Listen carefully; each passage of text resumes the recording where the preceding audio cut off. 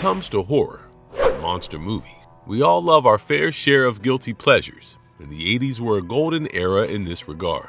Roger Corman's New World Pictures was a big name in this genre, and from this B-movie hub came the iconic Humanoids from the Deep. It was a movie about mutated semi-aquatic perverted creatures who wreaked havoc on a small fishing town, and it was the perfect recipe for a movie that could be enjoyed after a long day at work with a couple of beers. In this video, we will take you through the detailed origin of these disgusting humanoid creatures, and also explore their anatomical details. Before we go into our explanation, we have a very small request. If you like our content, please support us by subscribing to our channel. This is a small click for you, but for us, it means a lot. Thank you. Let's begin. How does this movie set up the humanoid fishmen? The story is premised in the small fishing village of Noyo, California. It all starts off when a group of fishermen are out in the open waters, and in their endeavor to catch fish, they end up trapping one of these strange monsters in their net. Things get even more chaotic when the son of one of the fishermen falls into the water, and an unseen force drags him underwater. Soon, we see the water all bloodied, and a misfired flare gun from one of the other fishermen ends up exploding the boat, killing everyone on board. The movie drops hints about the humanoid fishmen creatures very early, and we see a part of their webbed hands and claws as one of them struggles to be free from the net cast in the water. As this unfortunate tragedy happens in the waters, Jim and his wife Carol witness the massive explosion from a distance. Soon, tragedy befalls them as well, and their adorable golden retriever is the next victim as a creature drags it away. The couple finds the dismembered corpse of the dog on the nearby beach the next day, and at this point, we have all started hating the creature with every ounce of our conscience. If John Wick was introduced in the story, the humanoid fishmen would be goners, but unfortunately, it is up to more regular men in the movie to seal the deal. The real intentions of these creatures are somewhat unveiled through what happens next. Two teenagers, Jerry and Peggy, head out for a swim at the beach, and as they get freaky and romantic, the creatures strike. Jerry is dragged under the water and mutilated badly. A horrified Peggy is then chased into the beach, dragged through the sand, and then one of the humanoid fishmen proceeds to force itself on her. It is quite a shocking sequence as her bikini is ripped off, and the grotesque creature physically violates her. Similarly, two more horny teenagers are attacked by the creatures when they camp on the beach, and Billy is killed while his girlfriend Becky is raped. Soon, a series of attacks follows, and so far, the only conclusive survivor is Becky, who is severely injured and traumatized. When Jim's brother also gets attacked by the humanoid fishmen, he takes it upon himself to get rid of the menace. How did these creatures come into existence? Origins explored. We get to know further details on the humanoid fishmen at various stages of the movie. Firstly, when one of the dead creatures is examined in a laboratory, a scientist working for a company named Canco deduces some information. It is revealed that the creatures are actually the result of an experiment conducted by the company, where they administered a particular growth hormone to salmon fish. During a storm, the contaminated salmon escaped into the ocean, and they ended up getting eaten by other large fish. These large fishes are the ones that later mutated into the disfigured and peculiar humanoid creatures that have somewhat of an amphibious nature even though water is their primary habitat. It could be such that the growth hormone administered to the salmon reacted adversely with the genetic composition of the fish and caused them to mutate. The growth hormone itself could be a new and untested product that was rushed into experimentation in order to maximize profits for the company. However, it is now a major hurdle for the small fishing town, as the surrounding oceans are filled with these deadly creatures who can also attack humans on land, if they have to. What happens to these humanoid fishmen at the end of the movie? Jim and the Canco scientist Dr. Susan finally learned about the true nature of these creatures, but it seems to be a little too late. There is an annual festival in the village that has already begun, and here, many of these humanoid creatures launch an unexpected attack. The men are brutally killed in a violent frenzy, and the creatures rape all the women that they find. Jim understands the perilous situation and comes up with a clever plan to deal with the threat. He pumps gasoline into the bay and sets it on fire so that the escape route for the humanoid fishmen is cut off. His guns do the remaining damage as he goes on a shooting spree, and finally, it is payback time for the monstrous abominations. Even Jim's wife Carol is attacked in her house, but she is able to kill two of these creatures and prevents herself from getting violated by them.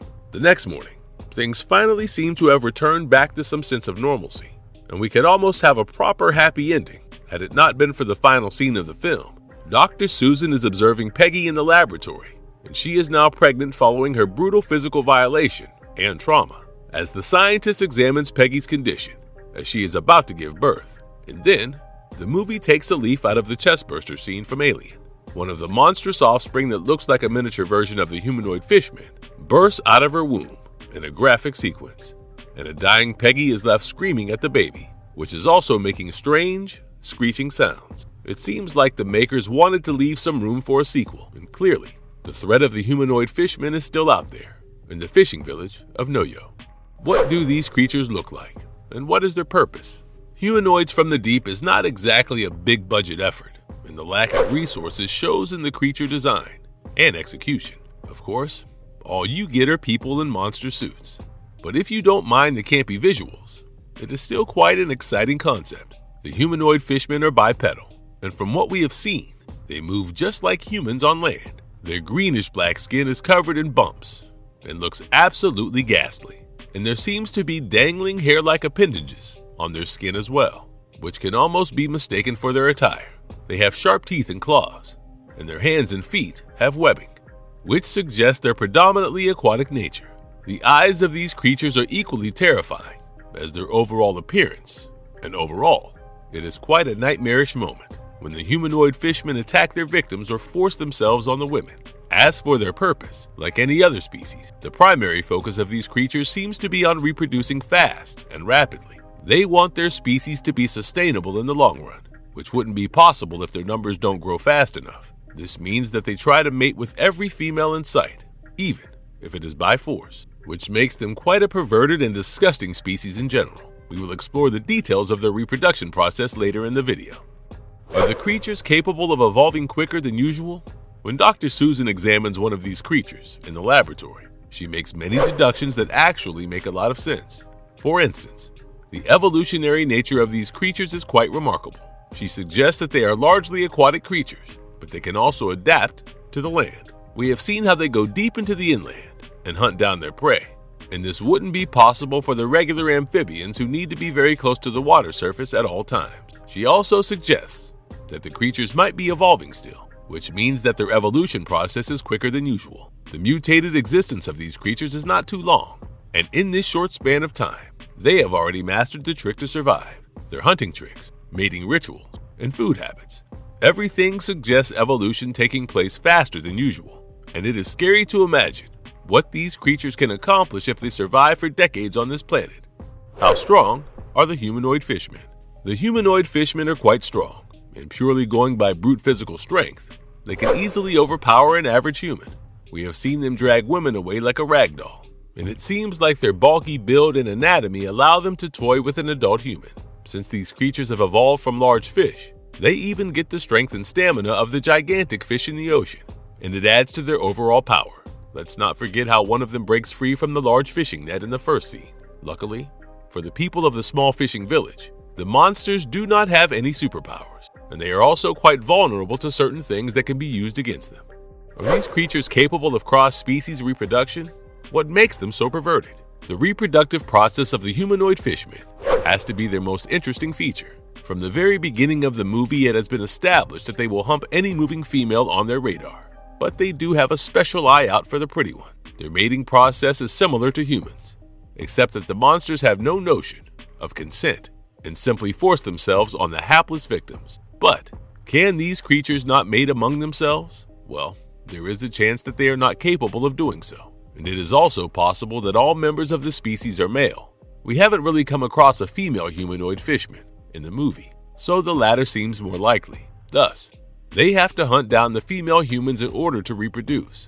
Clearly, they are capable of cross-species reproduction, and their birthing process is truly bizarre and graphic. It is bound to remind you of the chestbursters in the Alien franchise, and the mutated offspring breaks free from the womb violently, ripping the mother apart. It wouldn't be surprising if the baby creatures have great survival instincts and can survive just about anything, given that they have to grow up with no adult supervision if they are to reach adulthood. This is also where their ability to evolve will probably come into the picture. The gestation period seems to be quite short, and the pregnancy period for Peggy in the movie is only a few days. At this rate, they can repopulate even after suffering a severe loss in their ranks, and the need to reproduce fast is what makes them so perverted in the first place. Can the humanoid fishmen be considered to be intelligent? They might not exactly be the smartest cookies on the planet, but they aren't exactly dumb. In fact, as we have discussed earlier in the video, they have shown signs of adapting to their circumstances, which can be a hint at their intelligence. The way they bait out Jim's dog before slaughtering it shows signs of a working brain. The first time they get shot at, it seems like they are unaware of the threat guns can possess, but later, they seem to be more wary of the weapons. They even modify their hunting and strategy, as is required under various circumstances, which also prompts us to think that they might be a little more than the disgusting and perverted monsters running around. We believe it is safe to say that they do not have human-level intelligence, but they certainly are smart enough like apes or other higher creatures in this intelligence category. Can these creatures be killed? Thankfully, despite all the quirks that these creatures have and all the dangers that they pose, the humanoid fishmen can still be killed. They can fall prey to the violent tactics employed by humans, and Jim, the protagonist of the movie, kills quite a few of them all by himself. From the looks of it, a bullet to the head is game over for these creatures. They are also susceptible to fire and can die from severe burn injury. We don't really see if they would die in complete absence of water, but even that might be likely. Overall, these are mortal monsters that are hardly beasts, but can be overpowered and killed by humans with the right strategy. However, their rapid reproduction process and bizarre birthing process from cross-species breeding can make sure that the future of the species is safe because they multiply so rapidly and unexpectedly. Marvelous verdict, a near-perfect creature feature. We must warn you in advance that the ones who appreciate classy and artsy movies will never find this sort of low-budget effort appealing. The story is barely existent, and it is all about the creature-based action and alluring women being violated. However, one thing that simply cannot be taken away from the movie is the abundance of entertainment and offer. The practical effects in men in outrageous monster suits do not disappoint, and there are plenty of gory details for the gorehounds out there. The acting performances are decent enough, but what you really need to watch the movie for are the innovative semi-aquatic creatures that are incredibly violent and horny. Would such a film work in today's time? Probably not, but it is always fun to go back for a nostalgic recap of this era of simplicity when it took very little to entertain the viewers. Tell us in the comments below what you think of the movie Humanoids from the Deep and the unique fishman creatures on the prowl. Also, share your views on the rare anatomy of the species that is unheard of in creature horror flicks. And if you liked our content, don't forget to leave a like and subscribe to us if you haven't already. Have a good one and be safe. Thanks, everyone.